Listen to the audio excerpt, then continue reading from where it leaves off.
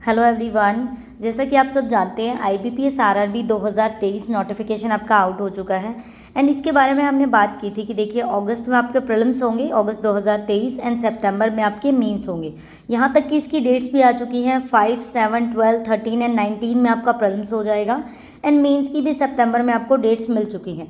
आज हम बात करते हैं कुछ और इम्पॉर्टेंट टॉपिक्स के बारे में कि जब मैं प्रिपरेशन कर रही थी लास्ट ईयर 2022 में तो मेरे दिमाग में क्या क्या चीज़ें आ रही थी, मुझे किन चीज़ों में डाउट हो रहा था। मुझे सबसे पहले ये भी डाउट रहता है स्टूडेंट्स के दिमाग में कि ग्रेजुएशन में कितने परसेंट नंबर होने चाहिए, क्या हमारे 60% से कम है तो हम अप्लाई कर सकते हैं या नहीं कर सकते। सबसे मोस्ट इंपॉर्टेंट चीज़, जब भी आप फॉर्म फिल करते हैं इन सारी चीज़ों का आपको पता होने चाहिए। अगर आपने गलती से फॉर्म गलत फिल कर दिया, आपका प्री क्लियर, आपका मीन्स क्लियर, लेकिन इंटरव्यू के टाइम आप डॉक्यूमेंट वेरिफिकेशन के टाइम जब जाएंगे उसमें आपकी अगर फॉर्म फिल करने में भी आपकी गलती हो गई तो आपका सिलेक्शन वहीं पे रुक जाएगा। तो इतने स्टेज क्लियर करके जाने के बाद भी अगर सिलेक्शन नहीं होता तो बहुत ज़्यादा पछतावा होगा। इसीलिए इन चीज़ों के बारे में फॉर्म फिल करने से पहले ही जान लीजिए। देखिए आप 1 से 26 तक फॉर्म अप्लाई कर सकते हैं, अभी रुक जाइए, 10 से 12 तारीख तक आपको फॉर्म अप्लाई करना है। इतने और नई चीज़ों के बारे में पता लगेगा, जल्दबाजी बिल्कुल नहीं करनी है। दूसरी चीज़ हमारे पास ये आती है कि सिबिल क्या होता है। एक नया चीज़ इंक्लूड किया है कि आपका सिबिल स्कोर मेंटेन होना चाहिए, तो हम बात करेंगे कि सिबिल क्या है। दूसरी स्टेट से अप्लाई कर सकते हो या नहीं कर सकते, दूसरी स्टेट से अप्लाई करोगे तो क्या क्या क्राइटेरिया हो गया, क्या चीज़ें होंगी, एज कितनी होनी चाहिए आपकी। एक साथ कुछ स्टूडेंट्स के, मेरे दिमाग में ये डाउट आ रहा था कि मैं 2 स्टेट से अप्लाई कर दूं, एक अपनी होम स्टेट और एक जिसमें ज़्यादा वैकेंसी है, तो क्या आप कर सकते हैं या नहीं कर सकते। फाइनल ईयर का देखिए रिजल्ट नहीं आया कुछ स्टूडेंट्स का, तो उनका ये है कि हम अप्लाई करें या नहीं करें, उस बारे में भी बात करेंगे। फीस कितनी लगती है आपकी, SC के लिए कितनी है, ST के लिए कितनी है, जर्नल के लिए कितनी है, एग्ज़ाम का क्या पैटर्न रहता है आपका, PET क्या होता है, कैसे कंडक्ट करवाया जाता है, किसके रिगार्डिंग होता है, कंप्लीट डिस्कशन। मीन्स इसके बाद आपको RRB PO के नोटिफिकेशन के बारे में, फॉर्म फिल करने के बारे में कोई भी प्रॉब्लम नहीं होगी। चलिए सबसे पहले बात करते हैं कि ग्रेजुएशन में कितने नंबर आने चाहिए। हम डायरेक्ट चलते हैं नोटिफिकेशन के ऊपर। देखिए सबसे पहला हमारा क्वेश्चन था कि एजुकेशन में आपके कितने नंबर आने चाहिए आपकी ग्रेजुएशन में। देखिए जो ऑफिस असिस्टेंट होता है वो आपका क्लर्क का एग्ज़ाम माना जाता है, ठीक है। ऑफिसर स्केल की बात करें तो ये PO का एग्ज़ाम है। अगर आपने सिर्फ ग्रेजुएशन कर रखी है तो आपके ये 2 ही फॉर्म हैं जो आपको फिल करने हैं। बाकी ऑफिसर स्केल 2 का भी आप चेक कर सकते हैं, उसमें आपकी ये चीज़ें होनी चाहिए, आपको एक्सपीरियंस भी होना चाहिए कम से कम 2 साल का या 1 साल का। तो हमें ये 2 फॉर्म फिल करने हैं। अब हम इनके बारे में बात करते हैं कि अगर आपके 60% से कम भी नंबर हैं, मान लीजिए कि आपके 45 हैं, 59.99% है, जितने भी नंबर हो, आपकी सिर्फ बैचलर डिग्री होनी चाहिए, मतलब आपकी सिर्फ ग्रेजुएशन की होनी चाहिए। नंबर इसमें मैटर नहीं करते, चाहे आपके कितने भी परसेंट हो, आप अप्लाई कर सकते हैं, ठीक है। उसके बाद स्टूडेंट्स के दिमाग में ये डाउट आता है कि जिनका फाइनल ईयर का रिजल्ट नहीं आया क्या वो भी अप्लाई कर सकते हैं। देखिए इन्होंने बिल्कुल यहाँ पे क्लियरली मेंशन किया है कि 21/6/2023 मतलब 21 जून 2023 तक आपका रिजल्ट डिक्लेयर होना चाहिए, वरना आप अप्लाई नहीं कर पाएंगे, ठीक है। 21 जून तक आपका रिजल्ट आ जाए। अगर आपका ऑफलाइन नहीं आया लेकिन ऑनलाइन साइट पे आ चुका है तो आप अप्लाई कर सकते हैं, बिकॉज आपका रिजल्ट आ चुका है, ठीक है। लेकिन अगर मान लीजिए आपका अगस्त में आ रहा है या सितंबर में आ रहा है तो आप अप्लाई नहीं कर सकते, क्योंकि लास्ट में आपको निकाल दिया जाएगा कि आपकी तो एजुकेशन हमने पहले ही मेंशन किया था कि 21/6 तक होनी चाहिए, ठीक है। लेकिन स्टूडेंट्स का क्या है कि अगर मान लीजिए आप फर्स्ट टाइम अप्लाई कर रहे हैं, आपकी अभी अभी ग्रेजुएशन कंप्लीट होने वाली है, तो आप सोच रहे हैं कि डायरेक्ट ये अप्लाई नहीं कर सकता तो सीधा IBPS PO का अप्लाई करूंगा। नहीं, ये गलती मत करना, बिकॉज फर्स्ट एग्जाम में तो वैसे ही बहुत ज़्यादा टेंशन हो जाती है, आपको नहीं पता होता कि कैसे एग्जाम को अटैम्प्ट करना है। मॉक टेस्ट देना एक अलग बात होती है, लेकिन एग्जाम के माहौल में बैठकर स्ट्रेस लेवल से डील करना एंड क्वेश्चंस करना और कितने हम अटैम्प्ट कर पा रहे हैं बहुत ज़्यादा इंपॉर्टेंट है, कितनी हमारी एक्यूरेसी है। मैं आपको बता रही हूँ कि अगर आपका रिजल्ट नहीं भी आया है 21/6 तक तो मैं आपको बोलूँगी कि आप अप्लाई कर दीजिए। जो भी आपकी होम स्टेट है आप उससे अप्लाई करिए, क्योंकि आपके लास्ट में डॉक्यूमेंट वेरिफिकेशन में पता लगेगा कि आपकी एजुकेशन हुई है या नहीं हुई। आप प्री दे के देख लीजिए, अगर आपका प्री क्लियर होता है तो आप में एटलीस्ट कॉन्फिडेंस तो बूस्ट होगा, आप PO के लिए अच्छे से प्रिपेयर कर पाएंगे तो आप अप्लाई कर सकते हैं। लेकिन अगर आपका सिलेक्शन हो गया तो आपका मानना नहीं जाएगा।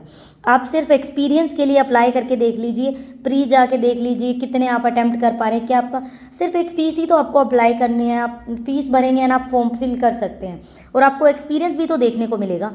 तो मैं तो कह रही हूँ कि अगर आपका नहीं हुआ है 21/6 तक, तो भी आप अप्लाई कर दीजिए।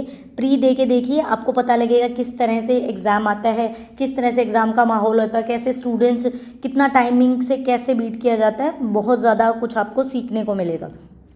सेकेंड चीज़ के बारे में हम बात करते हैं कि सिबिल क्या होता है। ठीक है, इस बारे में बात करते हैं। देखिए सिबिल क्या होता है, सिबिल को हम लोग क्या करते हैं, क्रेडिट हिस्ट्री भी माना जाता है। क्रेडिट हिस्ट्री बोला जाता है देखिए सिबिल को, मतलब आपका जो सिबिल स्कोर है वो 650 तक मेंटेन होना चाहिए या उससे ऊपर होना चाहिए। ठीक है, at the time of the joining of RRB PO. अब आप सोच रहे होंगे कि ये सिबिल स्कोर कैसे पता कैसे कर सकते हैं। ये सिबिल स्कोर आप ऑनलाइन भी चेक कर सकते हैं। देखिए सबसे पहले तो सिबिल स्कोर है क्या, जिन भी लोगों का देखिए बैंक में अकाउंट नहीं है उनको तो कोई सिबिल स्कोर प्रोड्यूस करने की ज़रूरत नहीं है। जिनका अकाउंट नहीं है वो तो टेंशन फ्री हो जाइए बैंक में। ठीक है, जिनका अकाउंट है, सिबिल स्कोर का मतलब है कि अगर आपने कोई लोन ले रखा है, आप बेड लोन में माने जाते हैं, आपने लोन नहीं भरा या फिर आपने बैंक से एक लोन के लिए अप्लाई किया देन फिर नहीं लिया, मतलब आपका अगर जो एक्सपीरियंस है बैंक के प्रति या जो भी चीज़ें आपका ख़राब है, अगर उनके रिगार्डिंग आपने बेड लोन में आप हैं, आपने कोई लोन लिया है उसको फिल नहीं किया, तो आपका सिबिल स्कोर डाउन हो जाता है। अगर आपका सिर्फ अकाउंट है, आपने कोई लोन वगैरह नहीं लिया, तो आपको टेंशन लेने की कोई ज़रूरत नहीं है। अगर लोन लिया हुआ है तो एक बार आप देख लीजिए कि सिबिल स्कोर आपका कितना बनता है, आप ऑनलाइन भी चेक कर सकते हैं। जिनका अकाउंट नहीं है, जिन्होंने कोई लोन नहीं लिया, तो वो तो टेंशन ही मत लीजिए, उनका सिबिल स्कोर ऑलरेडी मेंटेन है। ठीक है, दूसरी इंपॉर्टेंट चीज़ के बारे में बात करते हैं। देखिए अगर आप आरआरबी पीओ की प्रिपरेशन करना चाहते हैं, प्री प्लस मेंस के लिए अगर आप कोई बैच लेना चाहते हैं तो आप अड्डा का बैच परचेज कर सकते हैं। अभी देखिए जैसे एक बैच लॉन्च हुआ है, आपको प्री की भी तैयारी करवाई जाएगी, मेंस की भी तैयारी। आप कैसे अप्लाई कर सकते हैं, उसमें अगर आप कोड लगाएंगे तो आपको डिस्काउंट मिलेगा एंड आपको बहुत कम प्राइस में वो बैच परचेज करने को मिलेगा। देखिए बहुत बढ़िया तरह से आपकी प्रिपरेशन हो सकती है। अगर आप खुद से नहीं कर पा रहे, आपको ये है कि मुझे कोई पेड कोर्स परचेज करना है, तो देखिए आप अड्डा की आपको ऐप को ओपन करना है। इसमें जो देखिए प्ले स्टोर का जो बटन है, यहाँ पर है प्ले स्टोर का बटन, इस पर हम स्टोर पे क्लिक करेंगे। स्टोर पे क्लिक करते ही आप देखिए ये सारे बैचेस आ जाते हैं। आपको कौन सा कोर्स लेना है, आपको लेना है ये वाला IBPS RRB PO वाला। ठीक है, इस पर क्लिक करेंगे सेकंड नंबर वाले पे। देखिए इसमें आपके इस तरह से बैच ओपन हो जाते हैं। मैं कौन से बैच की बात कर रही हूँ, मैं कर रही हूँ ये 4th नंबर बैच की बात।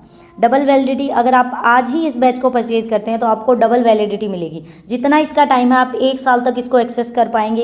देखिए अगर आप IBPS PO के टाइम भी ये चीज़ें पढ़ सकते हैं, बिकॉज मैथ्स एंड रीजनिंग तो आपकी सेम ही आएंगी, तो ये आपके SBI के लिए भी बेनिफिशियल होगा, IBPS के लिए भी बेनिफिशियल होगा। तो आपको 4th नंबर वाला बैच परचेज करना है। अभी इसका प्राइस कितना दिखा रहा है, 2172 रुपये, लेकिन अगर आप कोड अप्लाई करेंगे तो आपको और भी कम में मिलेगा। कोड आपको क्या अप्लाई करना है, सबसे पहले आपको TSS77 आपको ये कोड अप्लाई करना है, आपको डिस्काउंट मिलेगा। देखिए किस तरह से इस कोड को लगाना है। इसका प्राइस 2172 दिख रहा है।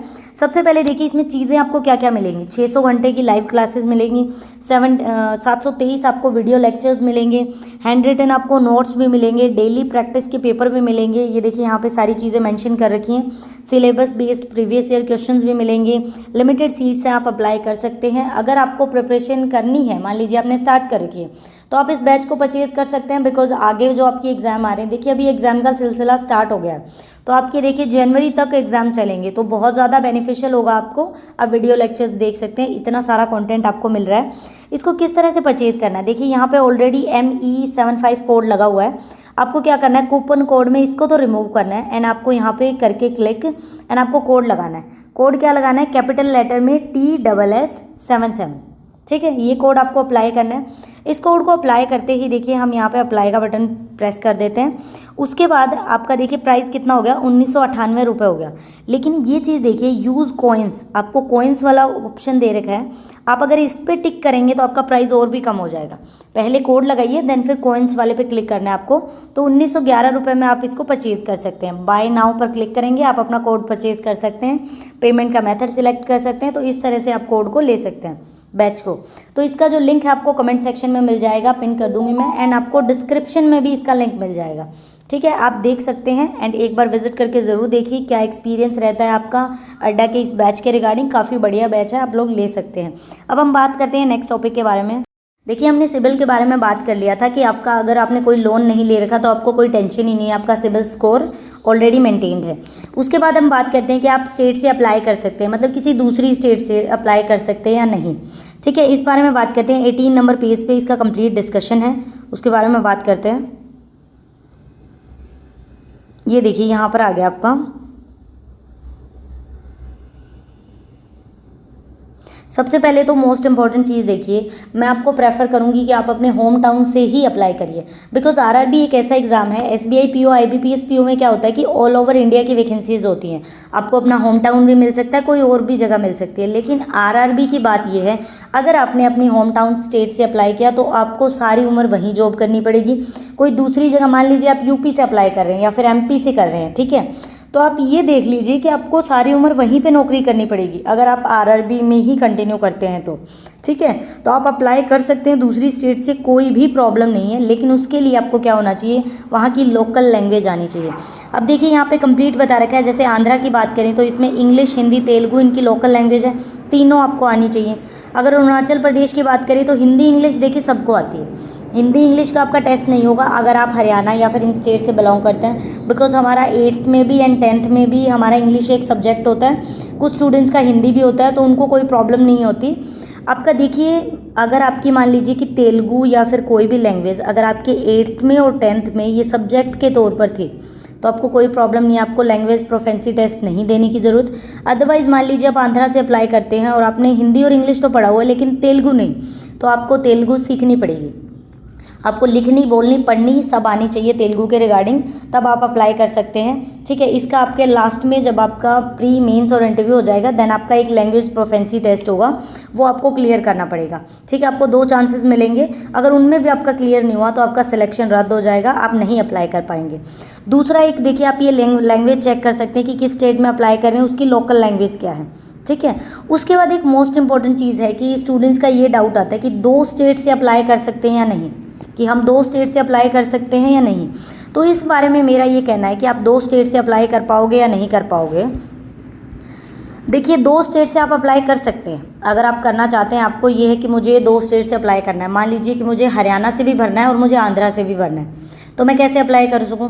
जैसे कमेंट आए थे लास्ट वीडियो के नीचे कि हमें 2 स्टेट से अप्लाई करना है, तो हम कैसे अप्लाई कर सकते हैं। आप दोनों के फॉर्म भर दीजिए, लेकिन क्या होगा आपके साथ, जैसे ही मान लीजिए आपने सबसे पहले भरा हरियाणा से, आपने हरियाणा से अप्लाई किया तो आपका हरियाणा का फॉर्म माना गया, उसके बाद आपने अप्लाई कर दिया आंध्रा से, ठीक है, तो आपका हरियाणा वाला हो गया कैंसिल, आंध्रा वाला आपका माना जाएगा वैलिड, क्योंकि जब आप एडमिट कार्ड निकालेंगे अपने प्रीलिम्स के तो हरियाणा के तो आपके निकलेंगे ही नहीं एडमिट कार्ड, सिर्फ आपका आंध्रा का निकलेगा।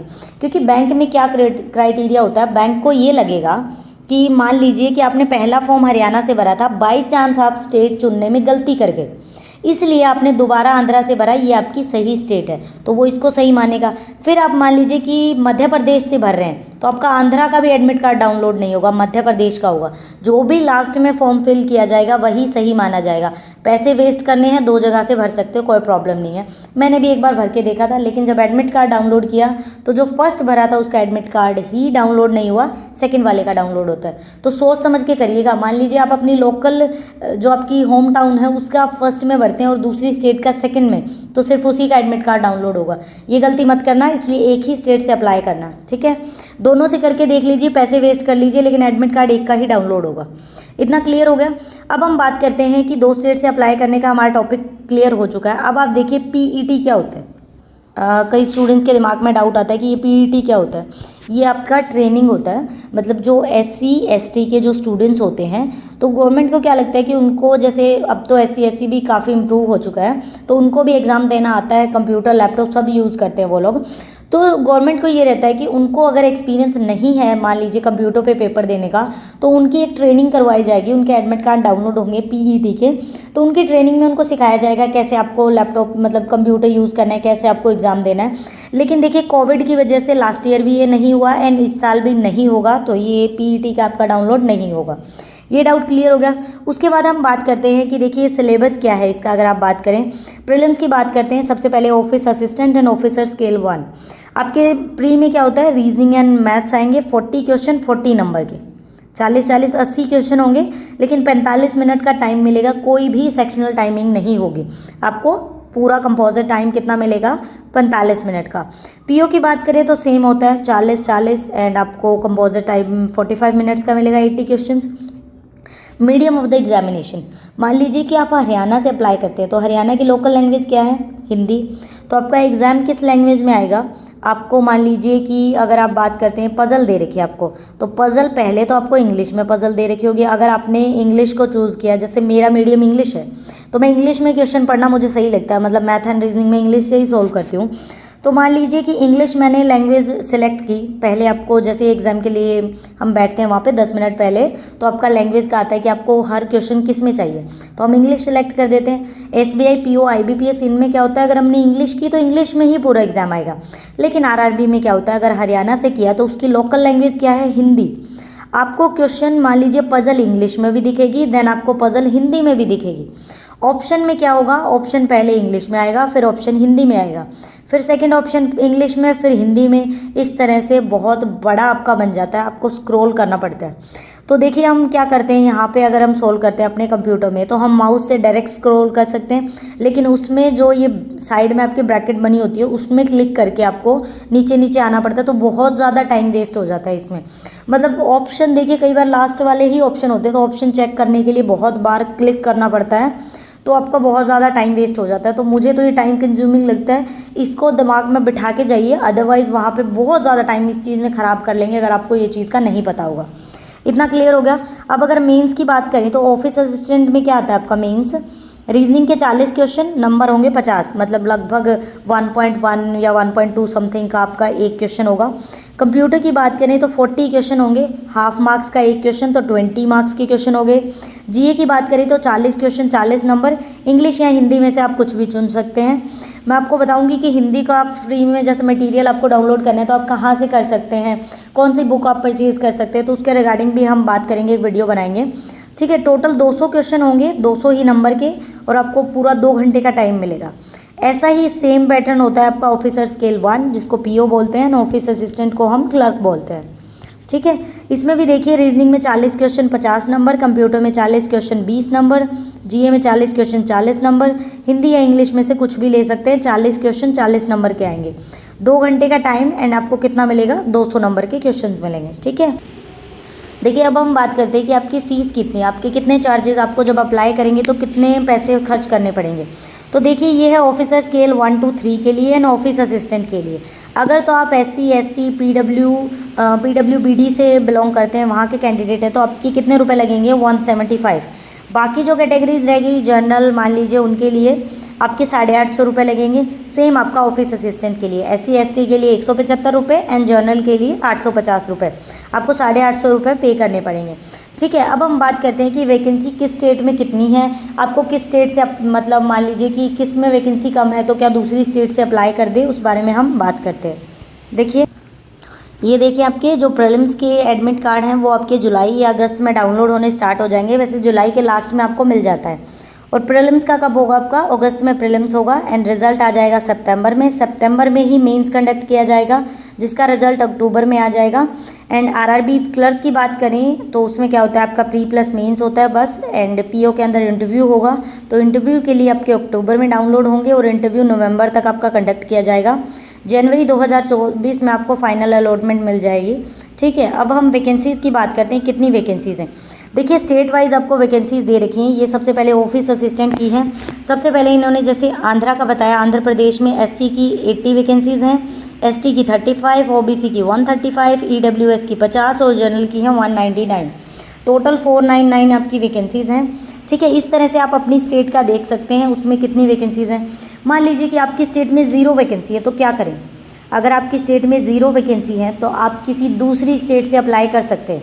ठीक है, मान लीजिए कि कुछ स्टूडेंट्स ऐसे हैं जैसे जो हरियाणा से हैं जिन्होंने पंजाबी भी सब्जेक्ट लिया हुआ है 10th में, या फिर उनको आती है पंजाबी लैंग्वेज, तो वो पंजाब से भी अप्लाई कर सकते हैं। आप ये देखिए कि 0 वैकेंसी में तो आप क्या ही करेंगे।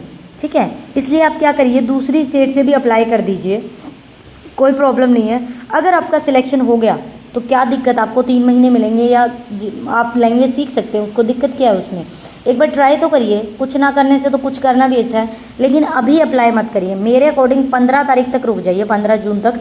इतने में भी किसी स्टेट में 0 वैकेंसी है, शायद आपकी वैकेंसीज बढ़ जाएं तो आपको लैंग्वेज का कुछ टेंशन ही ना हो, तो यहाँ से आप अपनी वैकेंसीज देख सकते हैं कि आपकी स्टेट में कितनी वैकेंसी है। ये कंप्लीट पीडीएफ मैं टेलीग्राम चैनल पे अवेलेबल करवा दूंगी। तैयारी शुरू से आप सर्च करेंगे तो आपको टेलीग्राम चैनल मिल जाएगा, लिंक भी आपको मिल जाएगा कमेंट सेक्शन में। अब हम दूसरी बात करते हैं कि एग्ज़ाम सेंटर के बारे में। 49 पेज के ऊपर आपके एग्ज़ाम सेंटर के बारे में बात की गई है। ये देखिए, ये आपके एग्ज़ाम सेंटर्स मान लीजिए कि देखिए, जैसे आप आंध्रा की बात करें तो ये आपके एग्ज़ाम सेंटर हैं। हरियाणा की बात करें तो अंबाला, गुरुग्राम और हिसार आपके सेंटर बनाए प्री के, और मेंस होगा आपका अंबाला के अंदर। ठीक है, इस तरह से चीज़ें दे रखी हैं। अब एक चीज़ इंपॉर्टेंट याद करिए कि मान लीजिए कि आपको अप्लाई तो करना है हरियाणा से, ठीक है, हरियाणा से आपको अप्लाई करना है और आप रहते हैं एमपी में।